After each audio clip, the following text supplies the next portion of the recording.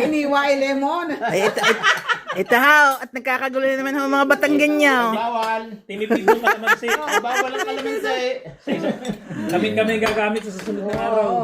Taga Bidagodan po. Ari po, mga taga Batangas po din na rin. Ay, may Cavite pala si Mare.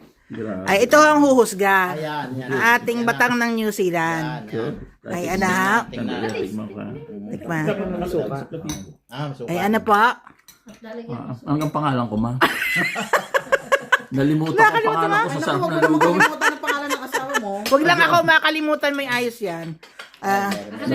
May tokwa. Nalimutan ko ang pangalan ng daddy, ng aking biyanan. Aba, wag naman din. Aba, masama yun. Tapos may siopaw pa po. Ano? Ayos?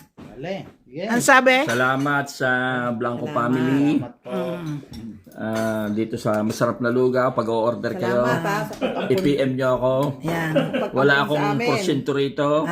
Ito po ay lugaw ni Marin Janet. May kasamang empanada na napakasarap din. Ay, ang ano. So, hindi Dito sa ka Rotorua, pwedeng tumikim ng New siopaw. Zealand. At siopaw na gawa naman ni Marin. Oh, hindi ko Espe. gawa yan. Binili ko lang yan. Binili lang daw. Binili ko lang Honest, yan. honest. So, yun na lang.